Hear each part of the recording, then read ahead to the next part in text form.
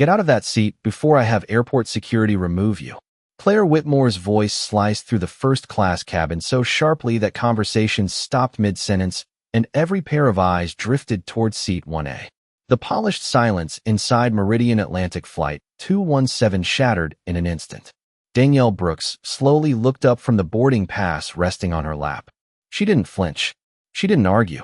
She simply met Claire's glare with the steady expression of someone who had learned long ago that the loudest accusations often came from the weakest assumptions. Around them, passengers exchanged uneasy glances. A businessman lowered his newspaper. A retired couple paused over glasses of sparkling water. Somewhere behind the curtain separating first class from the main cabin, a flight attendant stopped loading luggage into the overhead bin. The aircraft suddenly felt smaller, the air heavier. Claire folded her arms. I said that seat isn't yours. Danielle calmly lifted her phone and turned the screen toward her.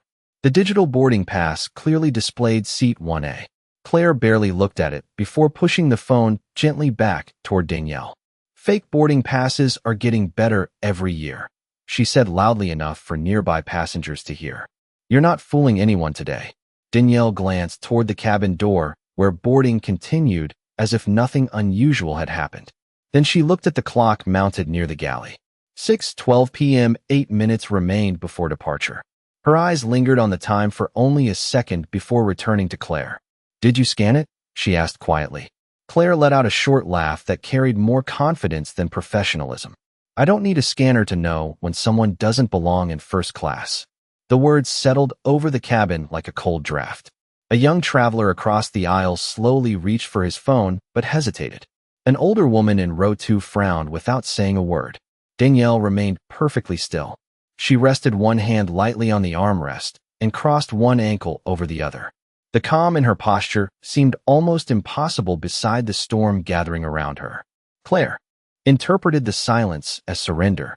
Stand up, she ordered.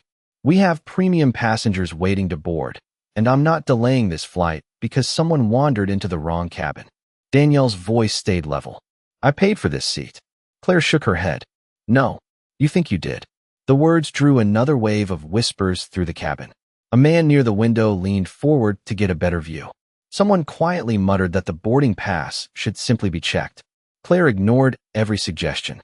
Instead, she reached for the handheld tablet attached to her uniform and tapped rapidly across the screen. Her expression hardened.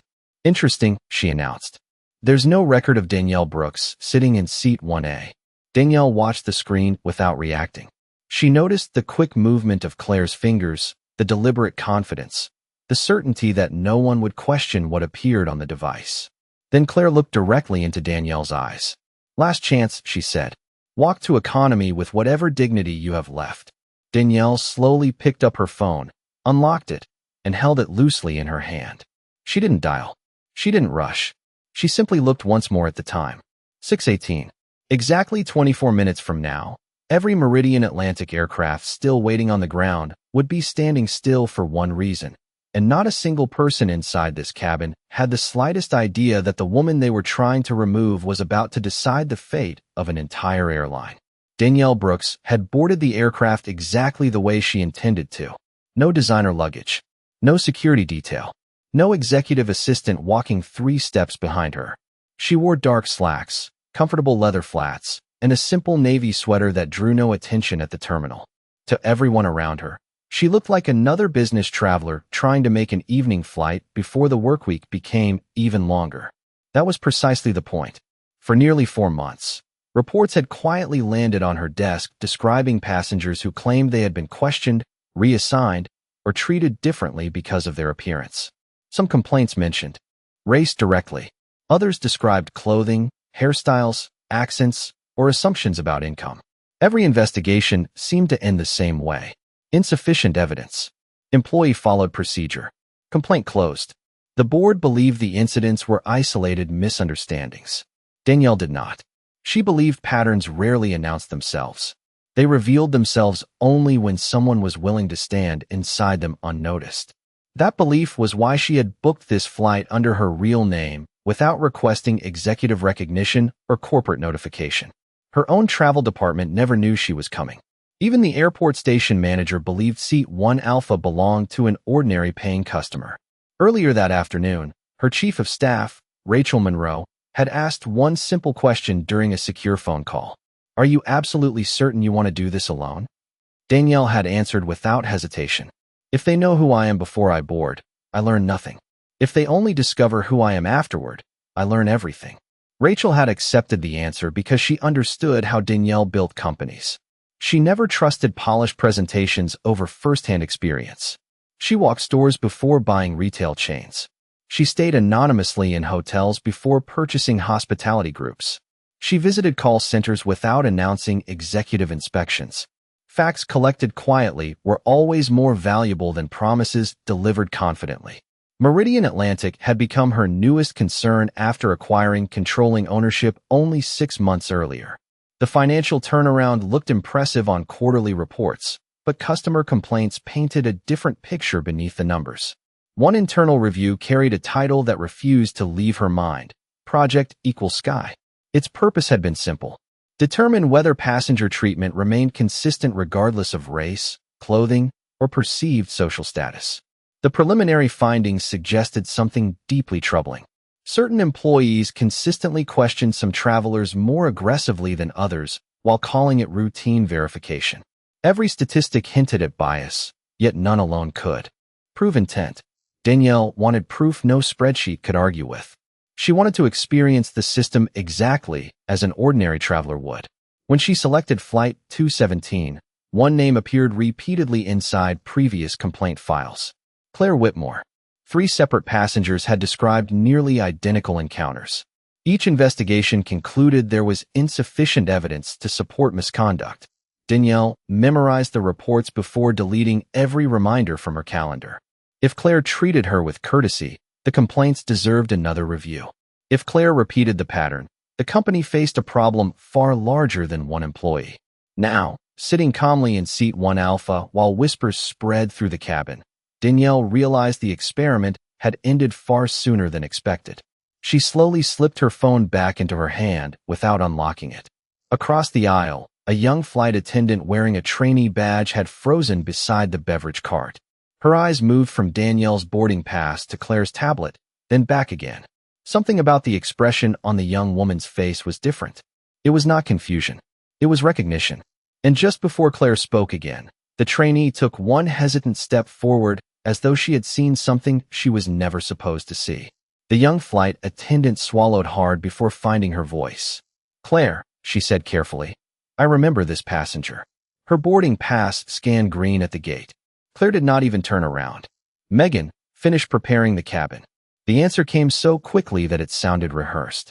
Megan remained where she was, her hands still resting on the beverage cart. "I am just saying I saw the confirmation myself." Existed. The whispers around the cabin continued to grow louder. A middle-aged passenger seated across the aisle leaned toward the window and quietly asked his wife, "Why would they not just scan the ticket again?" She shrugged. That would settle everything. Claire ignored them both. Instead, she tapped rapidly across her tablet once more.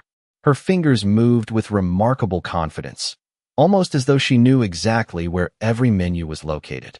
Danielle's eyes never left the screen. She had spent years watching executives manipulate reports before board meetings. Small movements often revealed larger intentions. Claire stopped typing, lifted her chin, and spoke loudly enough for the first 3 rows to hear. "There is officially no reservation under Danielle Brooks for Seat 1 Alpha." A murmur rolled through the cabin. The statement sounded final, almost impossible to question. Then something unexpected happened. A well-dressed white couple standing near the boarding door approached with first-class luggage tags hanging from their carry-on bags. Claire greeted them with a warm smile that had been completely absent only moments earlier. "Good evening," she said cheerfully. "We should have your seats ready in just a moment." The husband glanced toward Danielle before asking, "Is that our seat?" Claire answered quietly, but not quietly enough. "We are resolving a booking issue." Danielle understood immediately. Seat 1 Alpha had already been promised to someone else. This was no misunderstanding. It was becoming something much more deliberate. At that moment, Captain Ethan Cole stepped out of the cockpit after hearing the delay announcement from the gate agent. Tall, composed, and wearing the confidence of someone accustomed to immediate compliance. He looked first at Claire instead of the passenger still seated in 1 Alpha. "What is the problem?" he asked. Claire answered before Danielle could speak. "We have an individual refusing to leave a premium seat that is not assigned to her." Ethan nodded as though the matter had already been settled. He walked toward Danielle with practiced professionalism. "Ma'am, I need you to collect your belongings so we can close the aircraft door." Danielle calmly looked up at him. "Would you like to verify my boarding pass before making that request?" Ethan glanced toward Claire. She gave a slight shake of her head, almost invisible unless someone happened to be watching as closely as Danielle was. That tiny gesture carried enormous weight. Ethan never reached for the boarding pass. He never asked to inspect her identification. Instead, he said, "Our crew has already confirmed the information." Danielle slowly stood, not because she intended to surrender the seat, but because she wanted every person in the cabin to hear her next question clearly. "Can either of you explain how my name disappeared from your system after I boarded this aircraft?"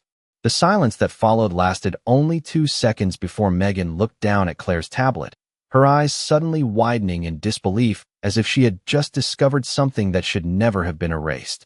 Megan stared at the tablet as though the screen had suddenly changed languages. She blinked once, then looked back at Danielle before speaking with obvious hesitation. "Captain," she said quietly, "I think we should verify the boarding record one more time." Claire turned so quickly that the movement drew every eye in the first-class cabin. "There is nothing to verify," she replied. "The system is clear." Megan swallowed. A minute ago it was not. The words hung in the air. Danielle said nothing. She simply watched the expressions around her begin to shift.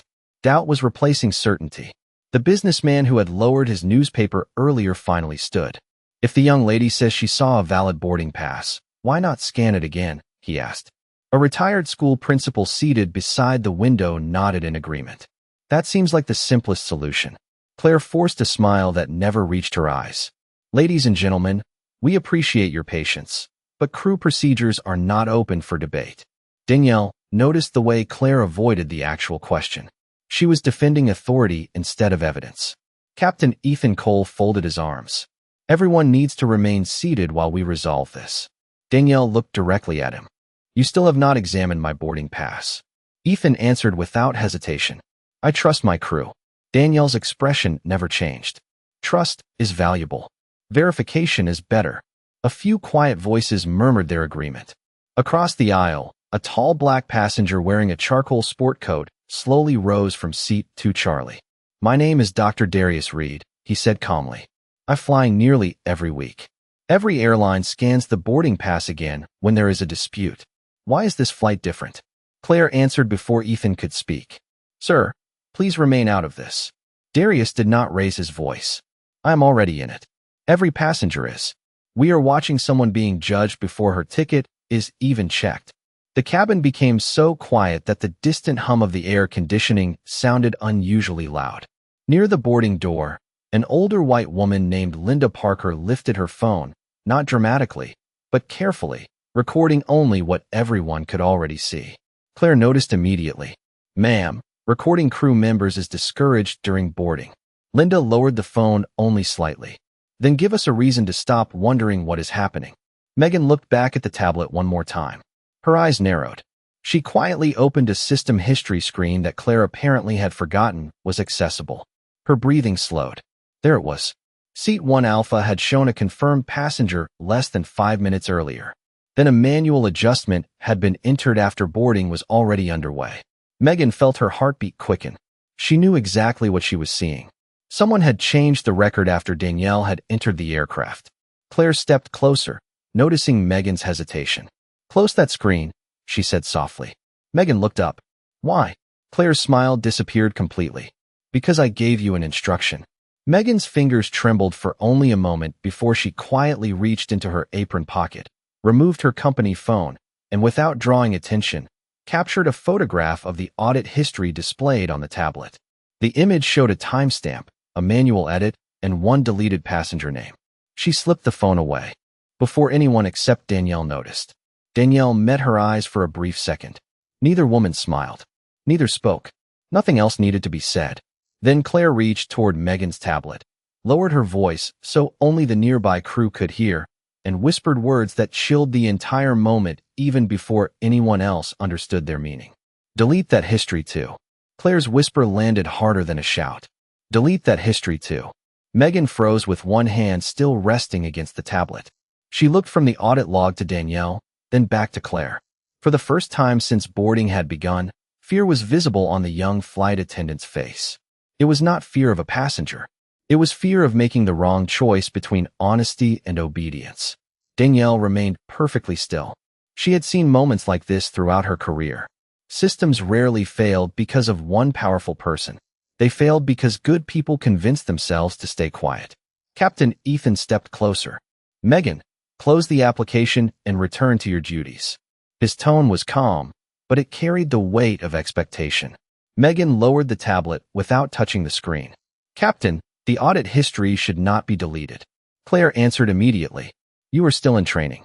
Let the experienced crew handle this. Danielle slowly picked up her boarding pass from the armrest. She held it between two fingers as though it were nothing more than an ordinary travel document. There is no reason to erase anything if everyone has followed policy, she said. Claire reached toward the boarding pass. I will take that. Danielle did not pull away. She simply kept holding it. You already have the electronic record. Claire's patience disappeared. She firmly removed the paper boarding pass from Danielle's hand and folded it once before slipping it into the pocket of her uniform. This document is being retained while we investigate. Several passengers exchanged confused looks. Dr. Darius Reed spoke again. That is her property. Claire ignored him completely. Instead, she pressed the call button for ground assistance. We need airport security at the aircraft door. The announcement echoed quietly through the cabin speaker. A heavy silence settled over the first-class section. Danielle looked toward the front galley without changing her expression. 20 years earlier, she had stood beside her mother at another airport after saving for months to purchase business-class tickets for a family reunion. They had dressed neatly. They had arrived early. Yet before either ticket was scanned, an employee had looked at them and asked whether they were standing in the wrong boarding lane. Danielle still remembered her mother's answer. She had smiled gently and said, "Never allow someone else's assumptions to become your identity." That sentence had stayed with Danielle through every promotion, every acquisition, and every boardroom where people underestimated her before she ever spoke. Now the memory returned with startling clarity. The aircraft, the uniforms, the polished smiles, the quiet certainty that appearances could replace facts. The faces had changed. The pattern had not. A uniformed airport operations officer stepped through the aircraft door after receiving the request for assistance. He approached respectfully and stopped a comfortable distance away. "Good evening," he said. "I understand there is a seating dispute." Before Danielle could answer, Claire spoke over her. "The passenger is refusing crew instructions after presenting invalid travel information." Danielle looked directly at the officer. "Have you personally verified any of that?" The officer hesitated. "No, ma'am." Danielle nodded once. "Then I respectfully ask that nothing be decided until my boarding record is examined." The officer looked toward Captain Ethan, expecting confirmation. Instead of answering, Ethan glanced at Claire. That single glance told Danielle everything she needed to know. They were protecting each other before they were protecting the truth. Megan quietly reached into her pocket and felt the company phone containing the photograph of the audit history. She knew that image could change everything. She also knew someone was about to order her to surrender it. Danielle looked at the airport operations officer with the same calm expression she had carried since the first accusation. "Thank you for waiting," she said. "I believe everyone here deserves to know the truth before another decision is made." Then she unlocked her phone for the first time since boarding had begun. Claire folded her arms, convinced the moment would finally end in her favor. "Who are you calling?" she asked with a trace of amusement. Danielle never looked away from the screen. "Someone whose job is to protect the integrity of this company." The call connected after a single ring. "Rachel," Danielle said evenly. "Activate Blackbird Protocol. Level 4. Flight 217. Start the 30-minute clock." There was no hesitation on the other end. Rachel Monroe answered with the steady confidence of someone who had rehearsed this possibility many times. "Confirmed. Blackbird Protocol is active. Corporate operations has been notified. Legal has secured the flight records. Information technology is preserving every system log. No files can be altered from this moment forward. Danielle simply replied, "Thank you," and ended the call. Claire let out a quiet laugh. Trying to impress everyone with a fake corporate phone call is not going to help you. Danielle slipped the phone back into her pocket without responding. She did not need to defend the call. She knew what had already begun hundreds of miles away. Inside Meridian Atlantic's operations center, computer screens shifted from normal blue to priority amber. The reservation database for Flight 217 was locked against further edits. Security copies of the boarding records were automatically created. Internal communication channels filled with urgent notifications. A compliance attorney requested every customer complaint associated with Claire Whitmore. Another requested every incident report connected to Captain Ethan Cole during the previous 3 years. Rachel watched the files appear one after another. A pattern emerged almost immediately. Complaints involving passengers of color had been closed unusually quickly. Several included language that matched almost word for word. Verification concerns. Seating discrepancy. Passenger became uncooperative. Rachel frowned. Too many reports sounded identical to be coincidence. She forwarded everything directly to Jonathan Hale, the Chief Operating Officer, with one message. The Chief Executive Officer is personally involved. Back inside the aircraft, none of that activity was visible. Claire still believed she controlled the room. "Airport operations," she said confidently to the officer. "Please escort this passenger off the aircraft so we can depart." The officer looked uncomfortable. "I would still like to verify the reservation." Claire's smile faded. "I already verified it." Dr. Darius Reed spoke quietly from his seat. "No, you declared it. Those are not the same thing." Several passengers nodded. Linda Parker continued recording silently, without moving from her seat. Megan felt her phone vibrate inside her pocket. She glanced down just enough to see an unexpected notification.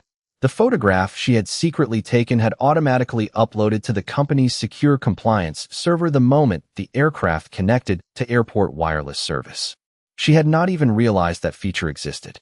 The evidence was already beyond anyone's reach. Claire noticed Megan looking at her phone. "Hand me that device," she ordered. Megan slowly looked up. This time her voice did not shake. "I cannot." Claire took one step forward. That was not a request. Before Megan could answer, Captain Ethan's company phone rang. He checked the screen, and for the first time since leaving the cockpit, the confidence disappeared from his face. The caller identification displayed only 3 words. Executive Operations Center. Cabin with a comm that somehow carried more weight than shouting ever could. "Captain Cole, I need every member of your crew to remain exactly where they are. No passenger is to leave this aircraft until further instruction." Claire stepped closer. "Sir, we are dealing with a fraudulent passenger who refused." Jonathan interrupted her before she could finish. "Flight attendant Claire Whitmore, I know exactly who I am speaking to." The cabin became perfectly still. Jonathan continued. "A full preservation order has been placed on every digital record connected to Flight 217. We have recovered the original boarding manifest, the audit history, and every system modification made during boarding. We also received an independent compliance upload containing a photograph of the reservation audit log." Megan lowered her eyes. Claire slowly turned toward her, realizing where that evidence had come from. Jonathan spoke again. "The original reservation clearly assigned Seat 1 Alpha to Danielle Brooks. That assignment was manually altered after she boarded the aircraft." No one spoke. Even the passengers who had been whispering moments earlier remained silent. Ethan looked toward Claire, but she could not meet his eyes. "There has to be some mistake," she said quietly. Jonathan answered without emotion. "There was a mistake. It occurred when company policy was replaced by personal judgment." Danielle remained exactly where she was, her hands resting comfortably at her sides. She never smiled. She never celebrated. She simply listened. Jonathan continued. "Captain Cole, I now require you to acknowledge the identity of the passenger standing beside you." Ethan swallowed before answering. I do not understand." Jonathan paused for only a moment. "The passenger you attempted to remove from Seat 1 Alpha is Danielle Brooks, Chief Executive Officer, Chairwoman, and controlling owner of Meridian Atlantic Airlines." The words seemed to stop time itself. Claire's tablet slipped from her hands and landed softly against the carpeted floor. Dr. Darius Reed slowly exhaled. Linda Parker lowered her phone just enough to look directly at Danielle with astonishment. Megan closed her eyes for a brief second, realizing that everything she had suspected was true. Ethan's face lost all color. Chief Executive Officer, he repeated almost under his breath. Danielle finally looked at him. Her voice remained steady, measured, and remarkably gentle. You did not fail because you did not recognize me. You failed because you believed respect should depend on recognition. Claire opened her mouth as though searching for an explanation. I did not know who you were. Danielle met her eyes without anger. That is exactly why this matters. She took one slow step forward. You denied a black woman her seat. You ignored evidence. You altered a company record. You attempted to erase the truth and call it procedure. None of those decisions required you to know my title. Jonathan's voice returned through the speaker. Chief Executive Officer Brooks, the 30-minute Blackbird Protocol countdown reaches completion in less than 60 seconds. Corporate operations is awaiting your authorization. Every person in the cabin turned toward Danielle, knowing that whatever she said next would reach far beyond the walls of a single airplane. Danielle did not answer immediately. She glanced once through the aircraft window where the evening sun reflected across rows of parked airplanes waiting for departure. Then she spoke into Captain Ethan Cole's phone with quiet certainty. Jonathan, begin the operational pause. There was no drama in her voice. No anger. No satisfaction. Only a decision. Authorized, Jonathan Hale replied. Effective immediately. At exactly 6:42 in the evening, alerts flashed across Meridian Atlantic's operations network. Every aircraft still at a gate received the same instruction. Hold position. Suspend pushback. Await executive clearance. Dispatchers stopped issuing departure releases. Gate agents looked up from their computer screens in confusion. Ground crews paused beside aircraft that had been ready to leave only moments earlier. Across the country, conversations began with the same question. Why are we holding? Inside the operations center, the answer was already circulating. Active compliance. Investigation. Executive authorization. Preserve all evidence. Flight 217 remained perfectly still. Claire stared at Danielle as though the reality unfolding around her refused to fit anything she believed possible. You grounded the airline, she whispered. Danielle gently shook her head. No. I paused operations while we determined how many passengers may have been treated the way you treated me. Jonathan continued through the speaker. Chief Executive Officer Brooks, the compliance team has completed its preliminary review. We have identified multiple reservation modifications associated with this crew during previous flights. All supporting records have been secured. Captain Ethan lowered his eyes. The certainty he had shown only minutes earlier had vanished completely. I should have checked the boarding pass, he admitted quietly. Danielle looked at him without hostility. You should have checked the facts before trusting assumptions. Claire finally found her voice again. I was following what I believed was appropriate. Danielle answered gently. Appropriate would have been scanning my ticket. Appropriate would have been asking questions before making conclusions. Appropriate would have been treating every passenger with the same dignity. The airport operations officer who had waited patiently throughout the confrontation received a message through his radio. He listened carefully before nodding once. Captain, he said respectfully, corporate security has instructed that all crew identification badges involved in this incident remain inactive pending formal review. They have also requested written statements from every witness before this aircraft departs.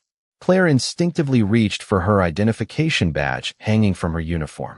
The small indicator light had already changed color, showing that her active credentials had been suspended. Ethan checked his own badge. It displayed the same result. Neither badge opened secure crew systems any longer. Megan quietly removed her phone from her pocket and handed it to the airport operations officer.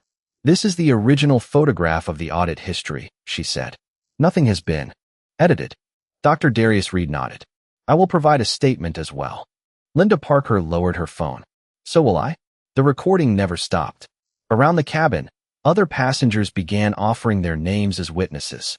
One by one, strangers who had boarded an ordinary evening flight chose not to remain silent. Danielle looked around the first-class cabin and realized the atmosphere had completely changed. Fear had given way to honesty. Assumptions had given way to evidence. Yet she also understood that this story was no longer about one seat one employee, or one delayed departure. Jonathan's voice returned once more, carrying information that caused even Danielle to pause. Chief Executive Officer Brooks, the compliance team has just uncovered something larger. Flight 217 was not an isolated incident. The same reservation pattern appears across dozens of flights, involving multiple stations and additional supervisors. This investigation is only beginning.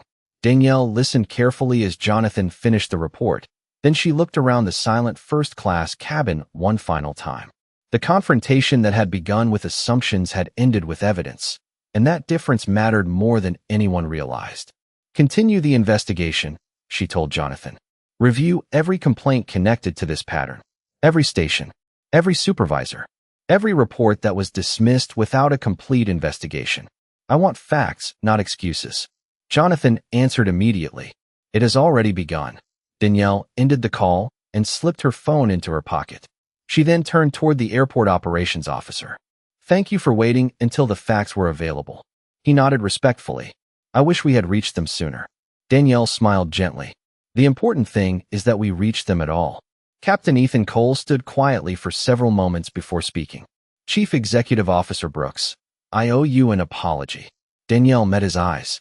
You owe every passenger the habit of verifying before judging. If you learn that lesson today, the apology has meaning. Ethan lowered his head. I understand. Claire remained frozen beside the galley, staring at the inactive badge clipped to her uniform. The confidence that had filled her voice earlier was gone. I never imagined this would happen, she admitted softly. Danielle answered without anger. Neither did the passengers whose complaints disappeared before anyone listened. Claire looked down at the floor. I thought I was protecting standards. Danielle shook her head. Standards built on assumptions protect no one. Real standards begin with fairness. A message appeared on Danielle's phone from Rachel Monroe.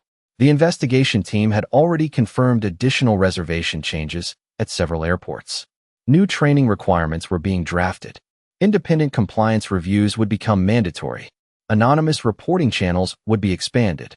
Every customer complaint involving discrimination would now receive executive oversight before it could ever be closed. Danielle read the message quietly, then smiled for the first time that evening. Not because anyone had been embarrassed, not because operations had stopped, but because the system that allowed silence to survive was finally beginning to change. She turned toward Megan. You protected the truth when it would have been easier to protect yourself. Never lose that courage. Megan's eyes filled with relief. I almost stayed quiet. Danielle nodded. Almost is not what defines you. Your decision does. Dr. Darius Reed extended his hand. Thank you for standing your ground. Danielle accepted the handshake warmly. Thank you for standing with someone you did not know. Linda Parker smiled as she lowered her phone completely. People needed to see this. Danielle replied. People needed to see that dignity should never depend on being important. Nearly an hour after boarding had first begun, the aircraft was finally ready to depart with a replacement crew. Before taking her seat, Danielle looked once more through the cabin where strangers who had boarded as passengers now understood they had also become witnesses to something much larger than a delayed flight. She quietly returned to seat 1 Alpha, not because she needed to prove she belonged there, but because the truth had finally been restored to the place where it had always belonged. As the aircraft slowly pulled away from the gate, Meridian Atlantic resumed operations across the country with stronger safeguards than it had carried that morning. Danielle rested her hands on the armrests and looked out at the runway lights stretching into the distance. She had not raised her voice. She had raised the standard. And in the end, the most powerful lesson was never that a black woman happened to own the airline. It was that every passenger deserved the same respect long before anyone knew who they were.